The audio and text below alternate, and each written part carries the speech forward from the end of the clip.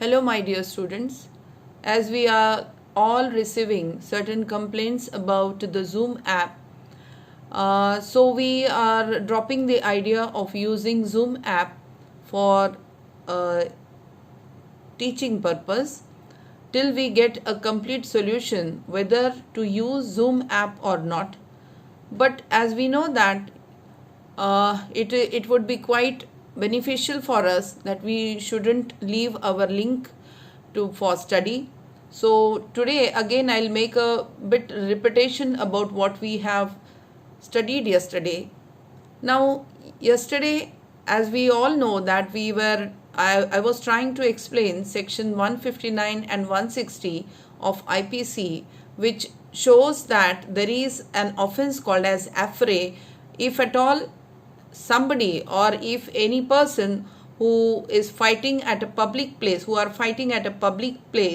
and are disturbing the public peace and order, then an offense can be registered in their name, which is called as affray.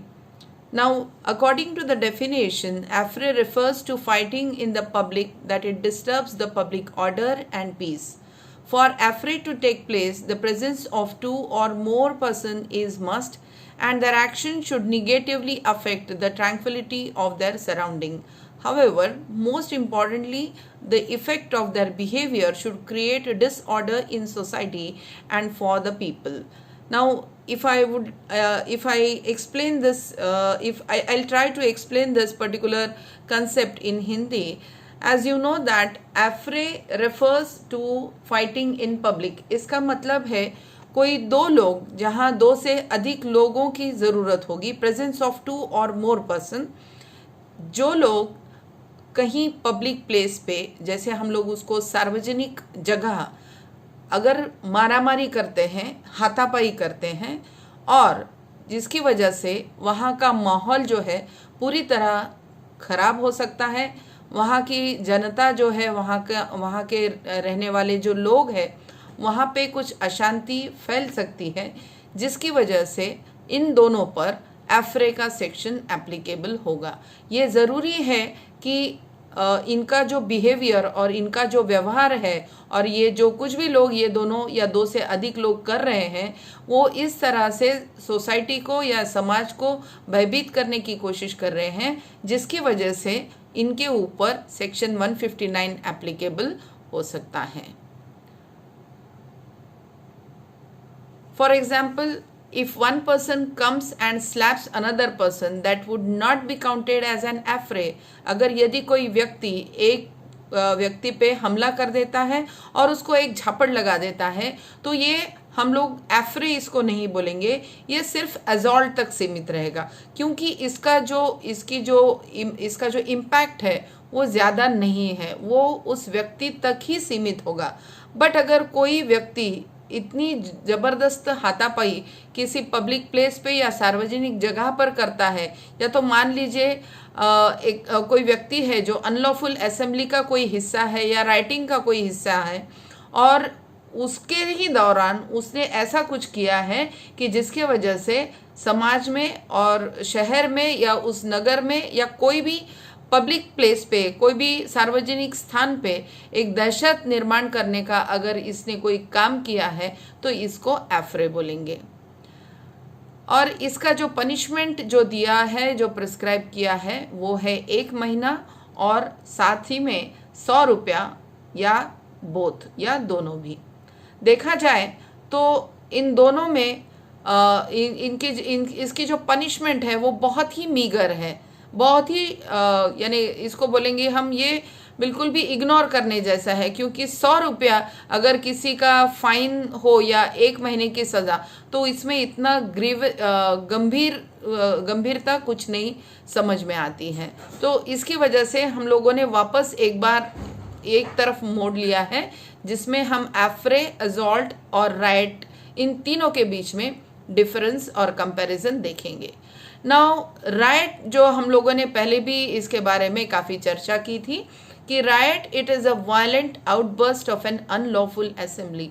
जैसे मैंने पहले भी बताया है कि right जो है वो एक अनलॉफुल असेंबली का ही हिस्सा है, बट अनलॉफुल असेंबली का हिस्सा होने के बावजूद इसमें जो है वायलेंस का होना बहुत ज़रूरी है, क्योंकि अगर वायलेंस नहीं होगा तो वो सिर्फ और सिर्फ अनलॉफुल असेंबली तक ही सीमित होगा। बट यदि उसके साथ में जो अनलॉफुल असेंबली के जो हिस्सा कुछ लोग जो इस अनलॉफुल असेंबली का हिस्सा बने हैं, उनके हाथ में यदि कोई शस्त्र वगैरह हैं, तो हम लोग बोलेंगे कि ये वायलेंट है और ये राइटिंग की शुरुआत है, या तो ये राइट है।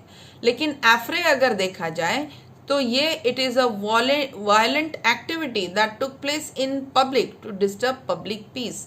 ये राइटिंग से थोड़ा बहुत अलग है, क्योंकि यहाँ पे हिंसात्मक कार्यवाही हुई है, हिंसात्मक एक्टिविटी तो हुई है, और वो भी सार्वजनिक जगह पर हुई है, जिसकी वजह से लोगों की शांति का भंग हुआ है। लेकिन ये राइटिंग नहीं कहलाएगा जहाँ पे कोई दंगल हुई नहीं है, बट एक सार्वजनिक जगह पे मारामारी हुई है, झगड़ा हुआ है, जिसकी वजह से लोग दहशत में आ गए हैं। असॉल्ट जो है, अगर इसका डेफिनेशन देखा जाए, इसके जो कंटेंट्स देखे जाए, तो it is a sudden attack that took place in a private setting. ये असॉल्ट जो है वो अचानक से किसी ने किसी के ऊपर हमला कर दिया है। यहाँ पे कोई जगह देखी गई नहीं है, या तो ये पब्लिक प्लेस पे भी हो सकता है या तो प्राइवेट जगह पे भी हो सकता है। कोई भी व्यक्ति अगर दूसरे के ऊपर अगर हमला करता है तो वो हमला उसके अपने तक, उसके पर्सनल लेवल तक ही सीमित होगा, उससे ज़्यादा नहीं, तो उसको हम लोग असॉल्ट बोलेंगे। दूसरा डिस्टिंक्शन देखा है तो यहाँ ये बताया है can be committed in private and public settings. जैसे राइटिंग जो है वो कहीं निजी जगह पर भी हो सकता है या तो फिर कोई सार्वजनिक जगह पर भी हो सकता है, क्योंकि राइटिंग ये जो है इसका स्वरूप भले ही बहुत बड़ा हो, जिसमें एक पूरा एरिया का एरिया जैसे उसमें व्याप्त हो, बट कई जगह ऐसे हो जाता है कि मान लीजिए कि कोई एक बड़ी कंपनी है, कोई बड़ी एक फैक्ट्री है जहाँ पे काफ़ी सारे मजदूर जो है काम करते हैं, और उनकी और जो मालिक है, एम्प्लॉयर है, उनसे कुछ अनबन हो गई है, कहा सुनी हो गई, तो सारे मजदूर, सारे वर्कर्स इकट्ठा हो गए और उन्होंने उसी यूनिट में जगह जगह तोड़फोड़ करना शुरू कर दिया है। तो इसकी वजह से क्या हो गया कि जहाँ पे तोड़फोड़ हो गई, नुकसान हो गया, आगजनी हो गई, और कुछ भी लूटपाट के जैसा माहौल अगर बन गया है, भले ही वो निजी एरिया है, वो कंपनी का एरिया है, वो फैक्ट्री का एरिया है, तो वहाँ पर भी राइटिंग पॉसिबल हो सकती है। और सार्वजनिक जगहों पे तो होती ही है, अक्सर तो सार्वजनिक जगहों पर ही होती है, बट ये प्राइवेट में भी हो सकता है और पब्लिक में भी हो सकता है। दूसरी ओर अगर हम लोग देखें तो एफ्रे के बारे में ये बताया है कि can be committed in public arena only. ये सिर्फ और सिर्फ सार्वजनिक जगहों पर ही पॉसिबल होगा, तो ही इसको एफ्रे के नाम से हम जो है उसके दोनों के ऊपर हम लोग एक ऑफेंस रजिस्टर कर सकते हैं। इसकी एक खासियत ये है कि एफ्रे में दो व्यक्ति जो आपस में भिड़ गए हैं और जिन्होंने शांति का भंग किया है, उन दोनों पर भी कार्रवाई होगी, और ये पब्लिक एरिना में ही होगी, जहाँ पे पब्लिक एरिना यानी पब्लिक प्लेस, जहाँ पब्लिक का आना जाना है, जहाँ पे काफ़ी लोग आते जाते हैं, तो उसी एरिया में होना ये एफ्रे का बहुत ज़रूरी है। अगर घर में कोई लड़ाई झगड़ा होता है तो that will be called as an assault, क्योंकि वो बहुत ही प्राइवेट जगह पे और घर के आपस के लोगों के बीच में हुआ है, और या तो मोहल्ले में भी हुआ है, अड़ोस पड़ोस में भी हुआ है, तो इसकी वजह से हम लोग उसको एफ्रे का सेक्शन नहीं एप्लीकेबल करेंगे, हम उसको एक इंडिपेंडेंट ऑफेंस रजिस्टर करेंगे, या तो हम लोग असॉल्ट के इस तौर पे उसको रजिस्टर करेंगे। यहाँ पे अगर असॉल्ट का देखा जाए तो can be committed in public and private settings. यहाँ असॉल्ट जो है वो कहीं पर भी हो सकता है। और जो तीसरा एक जो डिफरेंस बताया गया है कि presence of common object is must and that should be among the person present in section 141 of IPC. तो राइटिंग जब होती है तब ये जो लोग हैं जो इस भीड़ का हिस्सा बने हैं, जो राइटिंग के यानी अनलॉफुल असेंबली का जो हिस्सा बने हैं, उनका कॉमन ऑब्जेक्ट, उनका एक प्रमुख उद्देश्य और सभी का एक ही उद्देश्य जो है, जो सेक्शन 141 आईपीसी में बताया गया है, उसमें से कोई एक होना बहुत ही जरूरी है, अदरवाइज वो राइटिंग नहीं होगा।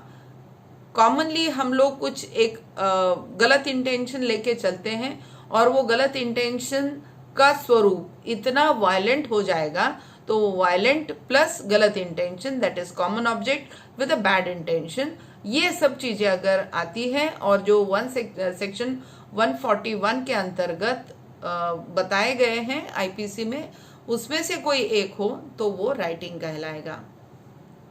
दूसरी ओर एफ्रे के बारे में ये बताए हैं कि presence of common object is not necessary. Affray जो है वो कहीं पर भी हो सकता है, पब्लिक में हो सकता है, प्राइवेट में हो सकता है, वायलेंट एक्टिविटी तो है, बट हम लोग कोई कॉमन ऑब्जेक्ट लेके वहां पे नहीं चले थे।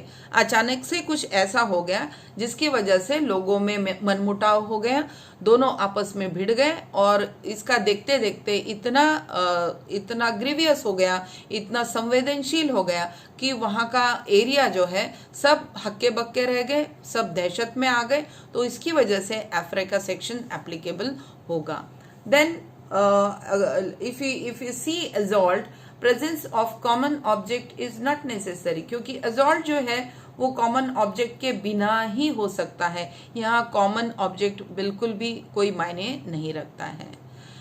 Then it is an offence against the public with violent force. जैसे पहले भी हम लोग काफी बार चर्चा कर चुके हैं कि ये जो ऑफेंस है ये पब्लिक ऑफेंस है और इसमें वायलेंस का होना बहुत जरूरी है, और वायलेंस इतना जबरदस्त होगा कि जिसकी वजह से एक ऑफेंस नहीं तो कई सारे ऑफेंस इस राइटिंग में हो सकते हैं। आगजनी हो सकती है, लूटमार हो सकती है, और न जाने कितने सारे ऑफेंस इकट्ठा हो सकते हैं। तो उसकी वजह से इसको बहुत बड़ा स्वरूप दिया गया है और राइटिंग जो है वो बहुत ही गंभीर स्वरूप, जिसको हम लोग बोलेंगे कि ग्रीवियस ऑफेंस में आएगा। देन अगर हम लोग एफ्रे की बात करें तो it is a public offence, ये भी एक पब्लिक ऑफेंस है। वायलेंस तो है बट राइटिंग के जितना नहीं है। और अगर असॉल्ट का देखा जाए तो it is an offence against a private individual, किसी एक व्यक्ति के अगेंस्ट में हमने किया हुआ कोई एक ऐसा अनुचित व्यवहार है जिसको हम लोग असॉल्ट बोलेंगे, कि वो व्यक्ति तक ही सीमित होगा, या तो एक से अधिक भी व्यक्ति हो सकते हैं, लेकिन वो कहीं तो भी निजी तौर पे होगा, इसको हम लोग सार्वजनिक रूप नहीं दे सकेंगे। Then every member of the unlawful assembly is liable for the offense committed even if he has not done the act. ध्यान रखिए कि कोई भी व्यक्ति जो अनलॉफुल असेंबली का हिस्सा बना है और वो इस तरह का कुछ ऑफेंस करता है, तो उसका रूपांतर, जिसका रूपांतर ऑलरेडी राइटिंग में हो चुका है, भले ही वो इनोसेंट होगा, उसने ना भी कुछ किया होगा, लेकिन being a member of an unlawful assembly he shall be liable for punishment under rioting. अगर देखा जाए तो एफ्रे में कुछ इस तरह का है, the person who has actually committed the offence is liable. जिस किसी ने भी इस ऑफेंस में बढ़ चढ़कर हिस्सा लिया है, सिर्फ और सिर्फ वही व्यक्ति जो है वो इस पनिशमेंट के लिए लायबल होंगे। A person who assaulted is liable for punishment. और असॉल्ट में ये देखा जाए तो जिस व्यक्ति ने ये गुनाह किया है उस व्यक्ति, वो ही व्यक्ति उसके लिए, उस पनिशमेंट के लिए जवाबदार होगा, अन्यथा दूसरा कोई जो है इसमें जिसका इन्वॉल्वमेंट नहीं है उसको हम लोग कहीं पर भी लायबल नहीं कर सकते हैं। और आखिरी में ordinary punishment would include imprisonment of 2 years और फाइन और बोथ।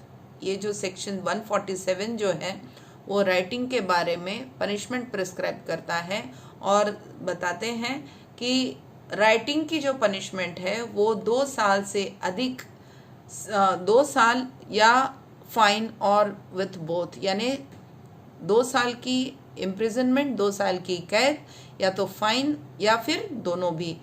तो ये सेक्शन 147 ऑफ आईपीसी में प्रिस्क्राइब किया गया है।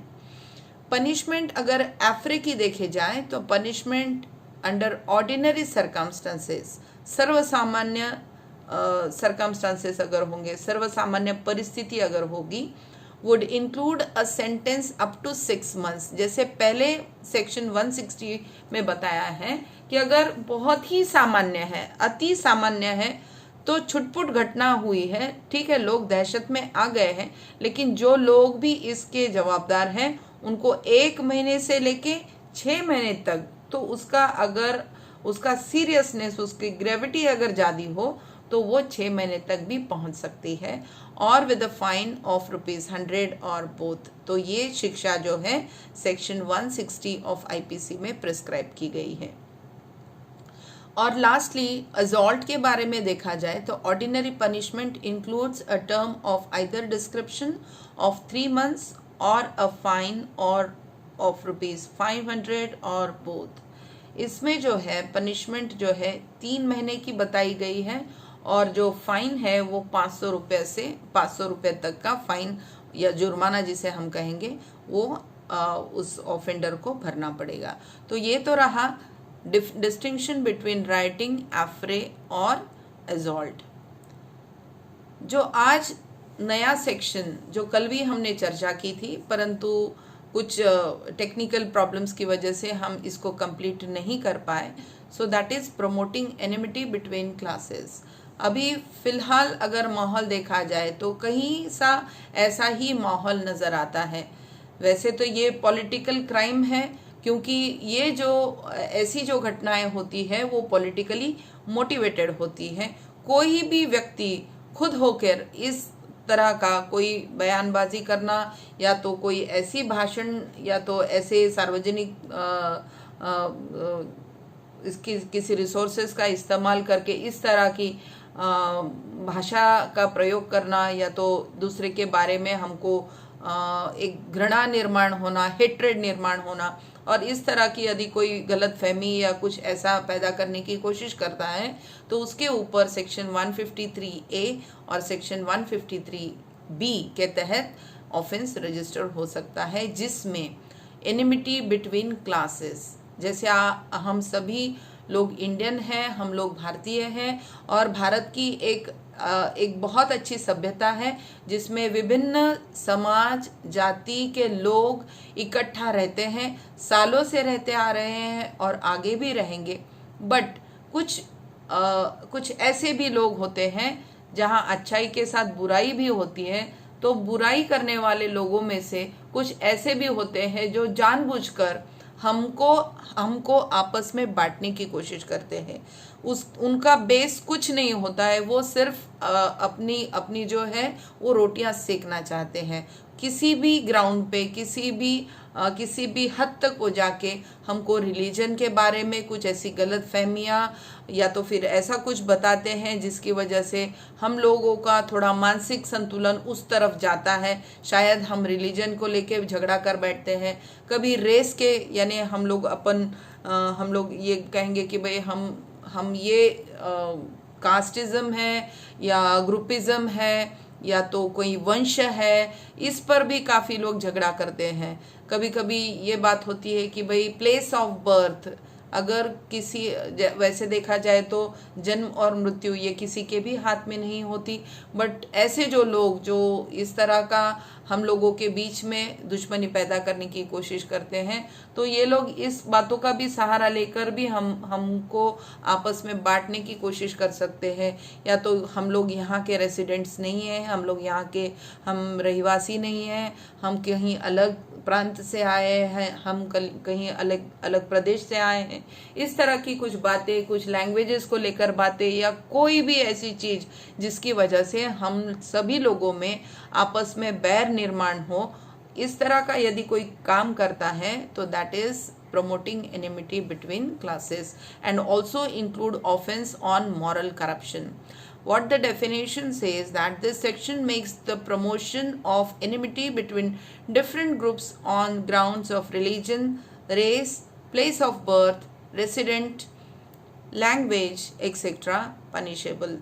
The jurisdiction of this section is very wide and also includes offenses on moral corruption. इसकी जो व्याप्ति है, ये इस सेक्शन की जो व्याप्ति है वो बहुत अधिक है, क्योंकि भारत देश इतना बड़ा है और इतने तरह तरह के जाति, धर्म और पंथ के लोग यहाँ पर रहते हैं, तो इन सबको इकट्ठा और सेक्युलर हम लोग को एक एनवायरनमेंट देने के लिए कानून ने अपनी व्याप्ति भी बढ़ाई है। सो इसका जो जुरिस्डिक्शन है, या तो कहेंगे कि उसका जो स्कोप है, ये बहुत ही वाइड है। The punishment under this section is maximum imprisonment of 3 years or fine or both. However, if the above mentioned offense is committed inside a religious institute, then the punishment would exceed up to 5 years and could be liable for fine as well. अगर इसकी तो व्याप्ति 3 साल की है, इसकी punishment जो prescribe की गई है वो तो 3 साल और फाइन है। बट अगर कोई व्यक्ति जानबूझकर कोई रिलीजियस इंस्टीट्यूट में कोई एक हम लोग बोलेंगे कि हमारी जो संस्कृति, हमारी जो रिलीजन है, हमारी जात धर्म है, उसके आधार पर या उस प्रकार से अगर कोई आपस में बैर या दुश्मनी पैदा करने की कोशिश करेगा, तो वो व्यक्ति, उसे 5 साल की कैद हो सकती है और उसे फाइन भी भरना पड़ेगा, उसको जुर्माना भी भरना पड़ेगा। तो ये कड़ी सी कड़ी सजा इसमें प्रिस्क्राइब किए हैं। इसको देखा जाए तो कॉन्स्टिट्यूशनल व्यू, एक संवैधानिक व्यू भी इसका आ गया है सामने। जैसे कुछ लोगों ने इसको चैलेंज किया था कि भाई, जब हमारे संविधान ने हमको freedom of speech and expression under article 19(1)(a) इसका हमको एक अधिकार दिया है, बट इसके बावजूद भी कुछ रेस्ट्रिक्शंस हमारे ऊपर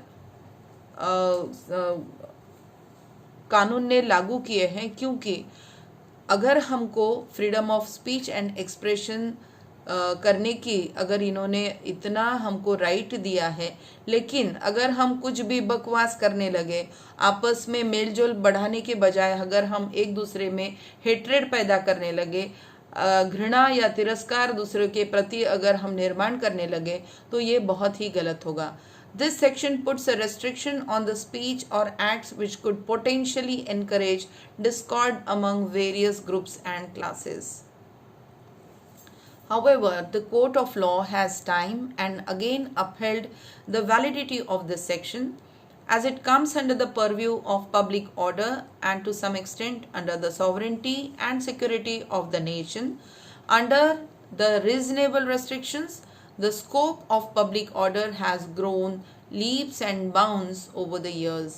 और ये जो है समय के साथ में इसकी व्याप्ति काफ़ी बड़ी है और इसके ऊपर कानून ने भी बहुत ही कठोरता से कुछ नियम बनाए हैं।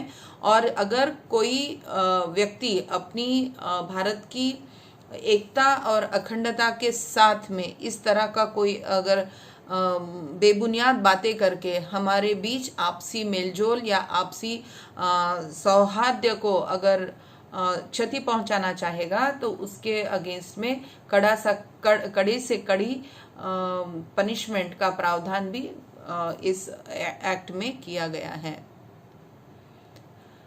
सेक्शन 153 के इंग्रेडिएंट्स अगर देखा जाए तो promotion of enmity between different groups of religion, race, caste, residence, place of birth, community और any other group, acts that disturb the public tranquility and encourage discords between different groups or caste or community, threat or insecurity for any religious, racial, language or regional groups or caste or community by the use of criminal force or any sort of violence against them. So mens rea is an important element to hold a person liable for punishment under this section. So there's a case law given, Bilal Ahmed Kalo versus State of Andhra Pradesh. The presence of two communities is important to attract these provisions.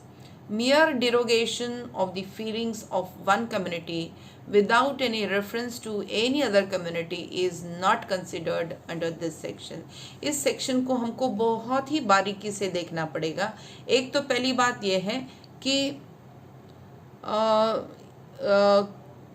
हमको इसमें mens rea या गलत intention या wrong intention बहुत ज़रूरी है. दूसरी बात कि जो कम्युनिटीज़, जो गुट जो है, वो जो आपस में जिनका कॉन्फ्लिक्ट चल रहा है, तो ये जो है वो आपस में ऐसी इस तरह का प्रोवोकेशन करेंगे या कुछ डिरोगेटरी स्टेटमेंट्स देंगे जिसकी वजह से दूसरी कम्युनिटी की फीलिंग जो है वो उनको थोड़ा सा बुरा लगेगा या तो उनके फीलिंग्स जो है हर्ट होंगे.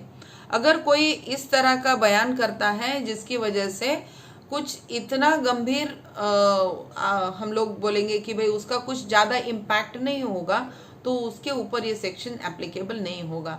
सिर्फ derogation of the feelings of one community without any reference to any other community, अगर हम ये बात भी करते हैं, इस तरह की बात भी करते हैं, लेकिन इसमें हमने किसी कम्युनिटी का नाम रेफर नहीं किया है, is not considered under this section. तो ये सेक्शन के अंतर्गत वो ऑफेंस रजिस्टर नहीं हो सकेगा. सो सेक्शन लास्ट जो इस ट्रैंक्विलिटी, पब्लिक ट्रैंक्विलिटी का जो लास्ट का जो एक सेक्शन है वो section 153B, which says that this section was added to contain the rising disharmony amongst various communities. This was added in the year 1972, in which there was a high level of tension amongst various castes, and this was affecting not only the social harmony prevalent in the society but was also affecting the national integrity of the country. ये section 153B जो है वो 1972 के बाद add किया है, क्योंकि उस दौरान वहाँ पर जब अगर देखा, इतिहास अगर खोल के देखा जाए तो 1972 में इंडिया और पाकिस्तान ये जो इस कंट्री के दौरान दोनों में युद्ध छिड़ा था, और शायद उस दौरान इस तरह के वाक़ये काफ़ी हुए होंगे जिसकी वजह से कास्ट को लेकर, रिलीजन को लेकर, किसी और भी चीज़ को लेकर लोग आपस में झगड़ा करने लगे, एक दूसरे को नीचा दिखाने की कोशिश करने लगे, जिसकी वजह समाज में एक जो शांति थी, एक हार्मनी थी, वो थोड़ी सी उसको धक्का पहुंचने की बहुत ज़्यादा ऐसे एक माहौल सा बन गया था. So which was actually affecting the national integrity of the country.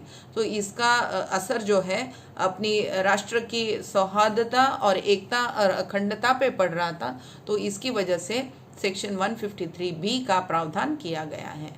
So this is how publishes an amputation that certain person who belong to particular class, religion or caste cannot bear allegiance to the national integrity. A certain group of people belonging to particular caste or community are bereaved of their right to citizenship. Any of the aforementioned act must perpetuate discord and harmony amongst the different classes of people.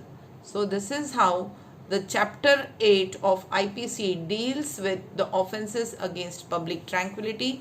These are offenses which are committed against the whole society and disturb the peace and tranquility of the society. Any offense committed against an individual but still could derange the public peace would come under the ambit of a public offense. However, it is not necessary that actual offense is committed, but even if there is a possibility of causing public disorder, then it is punishable. These offenses are categorized into 4: unlawful assembly, rioting, affray, and enmity amongst different classes. All of them are to a certain extent similar to each other with minor differences. However, some reforms are needed to make these provisions in accordance with the changing times. Thank you so much for patience listening. Thank you.